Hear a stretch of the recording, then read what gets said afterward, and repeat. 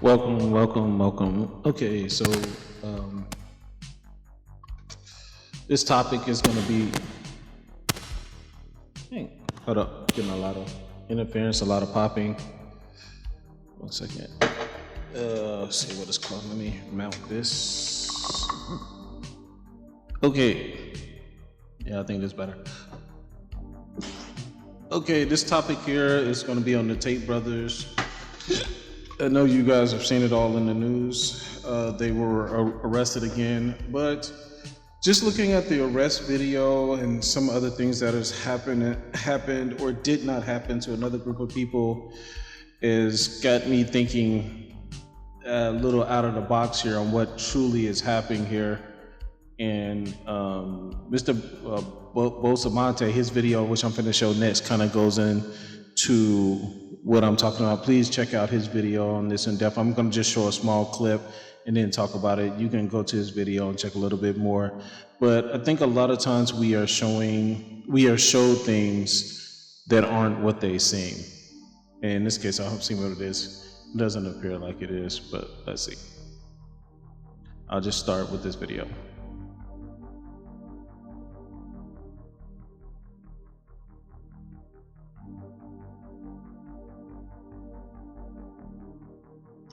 Okay, what is my computer doing? There we go. Sorry, my computer is running slow.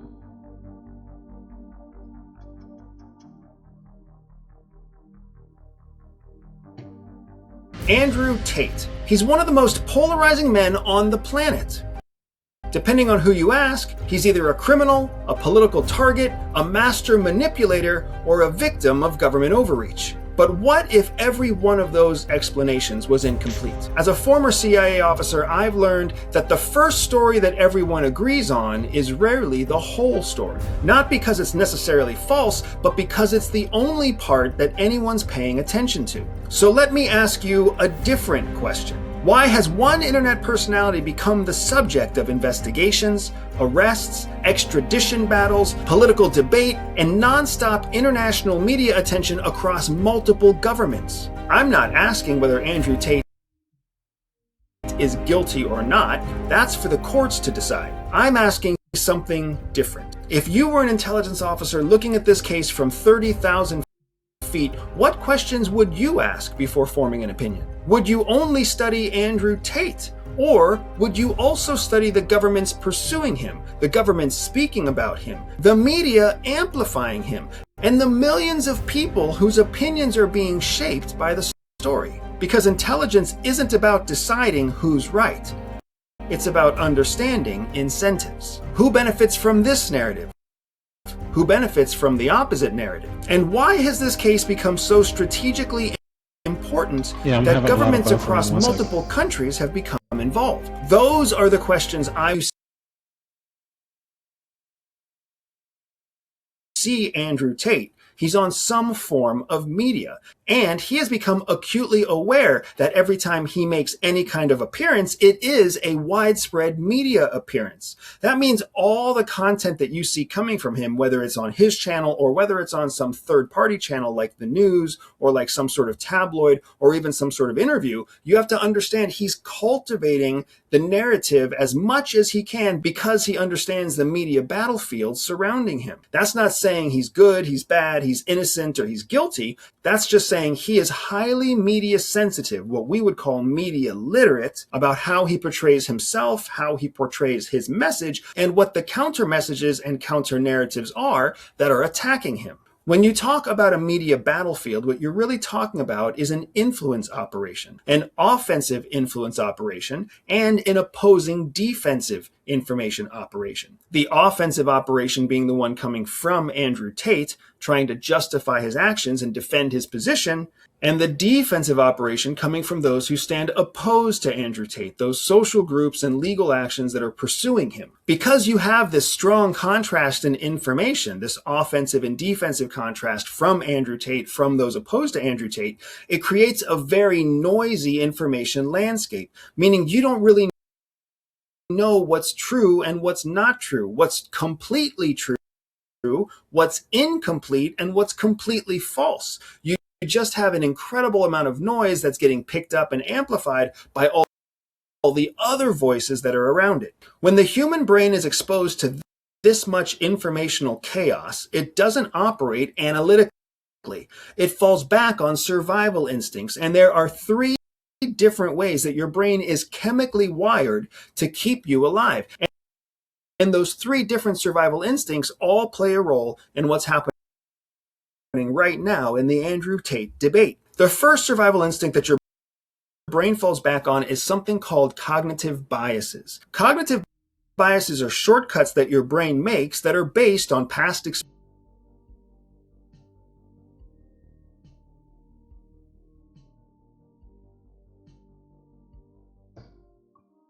Yeah, and I think you guys get what I'm saying. It is if you watch several of my videos, that things don't always look as they seem. I believe the arrest was just to gather them to a location to where they can be talked to. What the system, one thing I can say that I know for sure, what the system, also known as the Matrix, wants is control of everybody. And they want, especially people with high influence, they want to be able to control them. You will push this narrative that we want pushed regardless. We saw that with the virus that came out. It was pushed. Several things got pushed, several things got passed. So since that virus being pushed, as well as other things that have happened, some people don't notice it, but many people do. They know that there is a element that is controlling this world, pushing the world to a certain direction, and the biggest thing we can see is control. So you have to be able to control them. So just a little, go to a backdrop. Who are the Tate brothers? Not a real like who they were from where they grew up and stuff, but they basically just appeared on social media. The first time I saw Andrew Tate was on Fresh and Fit, and I actually kind of liked him. Like, hey, this guy's well spoken, and he's a real good like social media person and his present. And they showed how he was a kickboxer and he had money and stuff like that. And it's like, oh, the guy, and he's just always calling himself Top G. And then later on, they showed his brother, and they kind of talked the same way. So I see why a lot of people like them. Well spoken, taking care of themselves, in shape. So a lot of people basically are drawn to them. They seem successful, in shape, well spoken, seem like a person with some sense. And what they speak on is the basics of what a lot of people are looking for. Men need to be strong protectors, need to be people that are looking to be providers, not looking to be taken care of, protect the family. And that's a lot of things that the Matrix is currently pushing against. And that's what made them targets. In the past, they were arrested in Romania, supposedly was held in a Romanian jail for some time.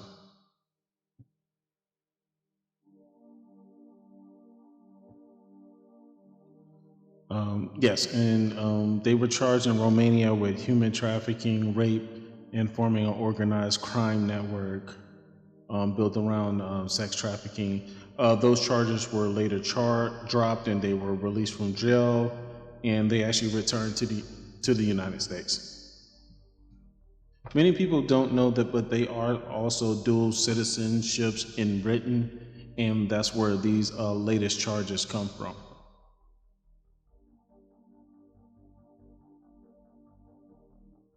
And like I said, they are well appealing to young people, and that's why they're hated a lot. A lot of young men do need people to follow, and that what the Tate brothers actually show is actually a good thing, even though some people don't like it, is a good thing. It shows that men should be leaders, they should be the one in charge, and that goes against a big narrative to be pushed. I don't care what nobody said, women don't want to be in charge, they don't want the final to be the backbone. They do not want to do that. When it all said is done, everything relies on me. If a woman had a man that they can lean on, they will lean on that man. They do not want to be the one working 80 hours a week just to make sure that they have a bed to sleep in and doing it till you die. Women don't want to do that. So young men need to take that role on. Young men are also being demonized every day, put to the back of the bus that everything we do is wrong. So Tate actually speaks out about that. And that's what draws people in. truth. It's okay to be a man.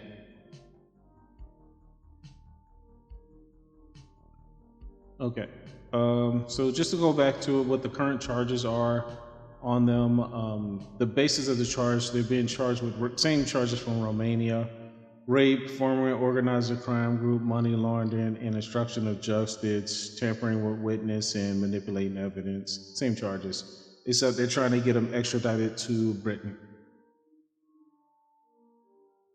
The thing is, the whole reason why I brought this up is we have these same charges of organized crime, trafficking of women in the Epstein case, and the only person that's been arrested is Ghislaine Maxwell, who was moved to a minimum security cell. Even though a mini list of names, we had the Prince of Britain, and speaking of them going to Britain, the Prince was a woman said she was underage when she did have sex with them, and that woman is now dead, deceased, God rest her soul.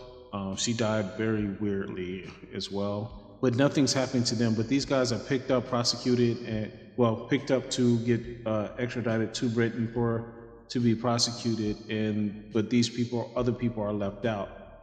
I'm hoping that this is just another soap opera deflection from the war for it, because it's always been kind of weird about the Tate brothers. Who do they actually work for? Because they kind of just popped up. And there are a lot of people that are in social media that are people that are made social media face. They're part of the machine. The matrix is what people say. So the main thing I said for people that are following this, do pay attention to this. Basically the goal is to look at this and just question, why are they being pushed, and other people that have been accused of similar crimes, their stuff is thrown to the side. Because if you just type into the web about a lot of famous people that have been charged with sex crimes, there is a lot going on. People, protect your children, protect yourselves, and just question everything that you're seeing, especially right now. There's a lot of psychological warfare going. A lot of people are turning to social media. I've been watching YouTube for a long time, and I can see a change in YouTube. I'm actually going to do a video on that as well. But like always, I just want people to think this is something that was very popular, so I just wanted to add a quick note on that. Just to look at everything they're being charged with, how can it be proven going back, how many years of it, and just look at everything happen, because I don't like people being charged with stuff that they didn't do, and everybody just automatically assuming they're guilty without any evidence or any investigation on it. But we'll see what happened with these guys. It sounds like another psyop. Thank you.